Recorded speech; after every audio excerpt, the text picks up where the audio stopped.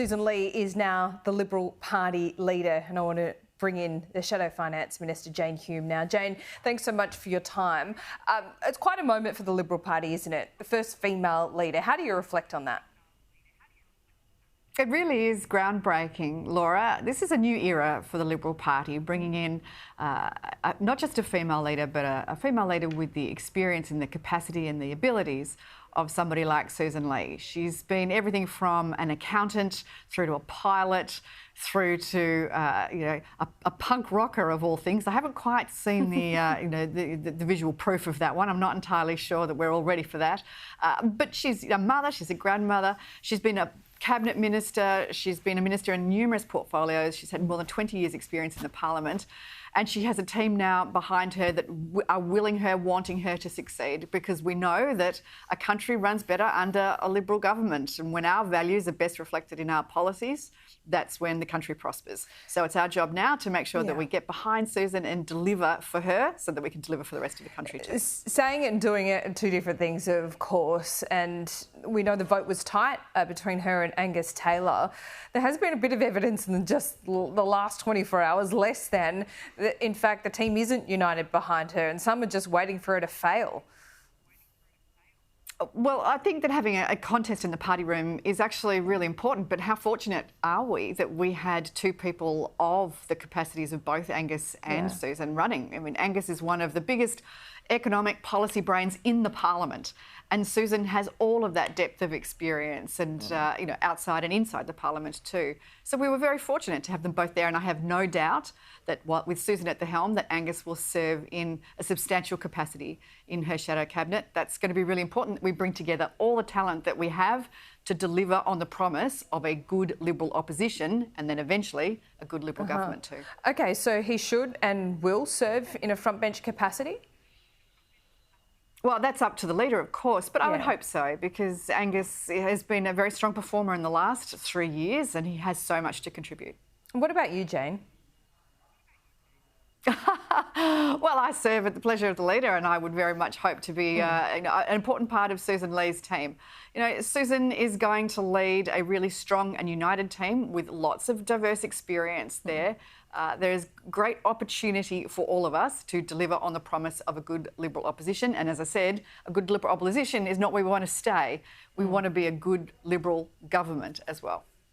OK, there's a lot of blame being thrown around after this kind of election result. I'm sure it has been a very bruising experience for you and the team.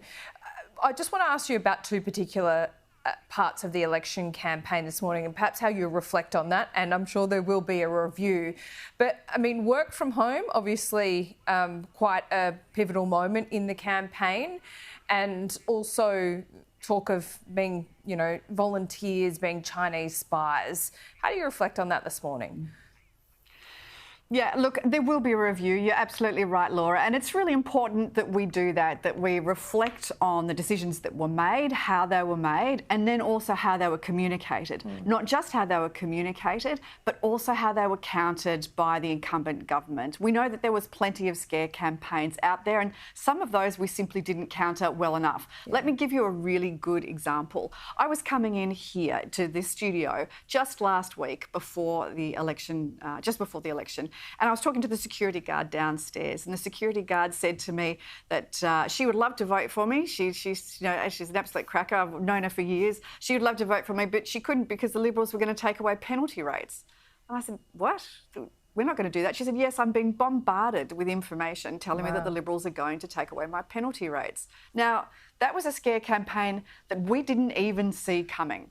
There were subterranean campaigns going on throughout this entire election campaign that we didn't counter. We couldn't counter because we didn't see them coming. So that's going to be one of the big reflections, I think. On policy development, I think Sussan's been really clear. She wants to make sure that there are no captain's picks, and that without captain's picks, that's a far more consultative process with her party room and also the community more broadly to make sure that those values that Liberals have, the importance of choice and personal responsibility and reward for effort and freedoms, personal freedoms, that all of that is best reflected in the policies that we are presenting. So that will be part of the review. We'll look back on the policies that we had, on the messaging that we had, and we'll also make sure that we deliver on better communicating that in the future. Because as I said, those values, those principles, they are timeless. They genuinely are. And we do feel that they reflect the values of the Australian community.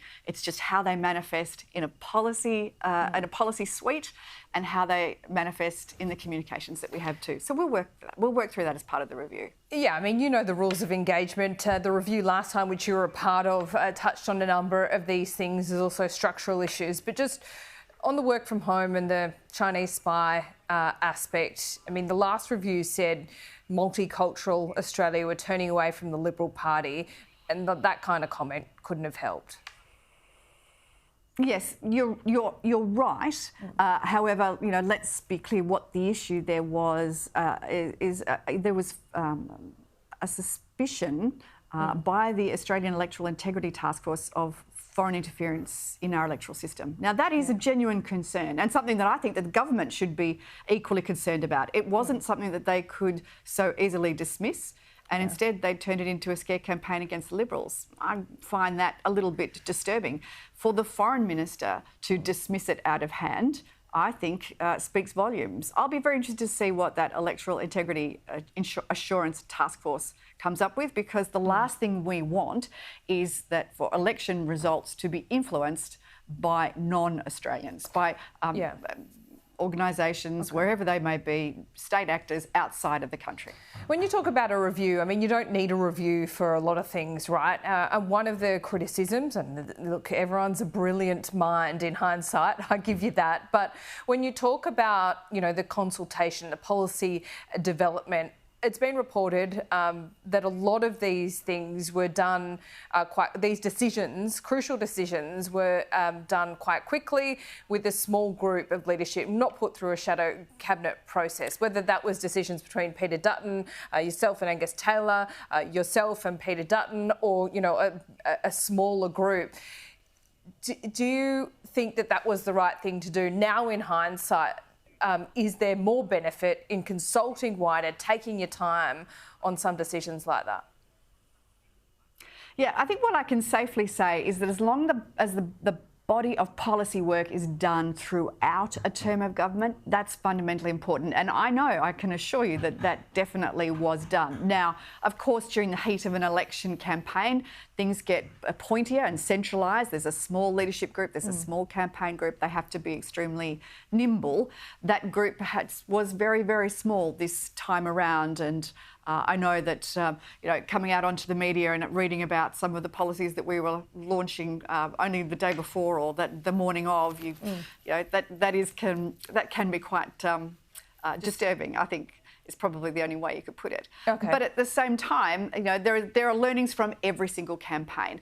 At the last election, when we did the review, we focused on not just the campaign, but we also focused on the organisation. I think that the organisation still has work to do, but I think that there are also going to be learnings out of this next review, and I can assure you that I will not be doing this next review, but I know that the people that do will look at the organisational approach, they'll look at the campaign team's approach, and they'll look at the parliamentary team's approach. And getting all three of those rowing in the same direction is not an easy task. It's logistically very difficult, but fundamentally important. This was the first time we had been in opposition for, over a decade, and there'll be lots of learnings to take away from that. One final question. I want to talk about super, because that is back in the spotlight. Labor still have this ambition, they can do it with the Greens now in the Senate, about taxing unrealised gains and this threshold above $3 million. You talk about Angus Taylor during the campaign and, his development of economic policy in 3 years, but this was low-hanging fruit, was it not?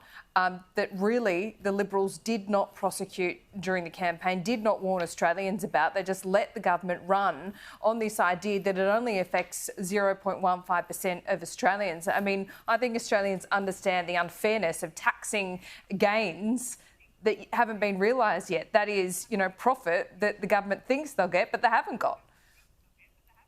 Well, I'm going to disagree with you here, Laura. In fact, this was one of Labor's first policies. They came out of the gate with this at the beginning of the last term of government. After saying that they weren't going to make any changes to taxes, and after saying they weren't going to make any changes to super, they broke two lies in one go with this policy. But where was that during the campaign? We immediately said that not only... hang on. We said this 2 years ago, Laura. We said not only do we not agree with this policy, would we oppose it? Yeah.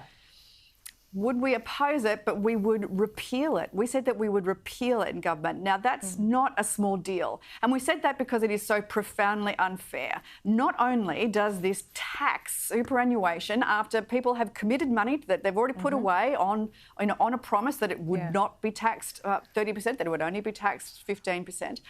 Not only did they put it away on that promise, but it's not indexed, so we know that it's going to affect younger people, not just older people. It's not just 80,000 people now. In fact, it's going to be hundreds and thousands of people into the future. Young people today that are earning average wages will be affected by this superannuation tax. And moreover, it's also a tax on unrealised capital gains. You don't even have to have made a profit to be taxed on that profit. That's disastrous on so many levels. Now, Labor had the opportunity to pass this legislation. They had the opportunity to pass this legislation in the last Parliament.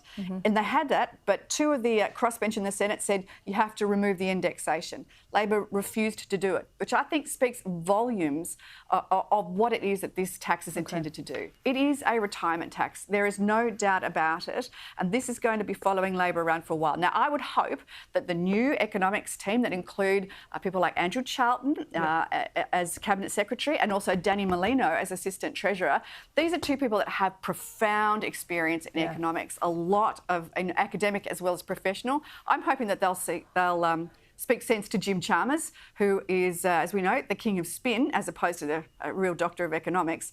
These guys might be able to help Jim Chalmers see the light on this. It's a terrible policy. We will see. Jane Hume, thanks so much for your time. We'll see you soon. See you, Laura.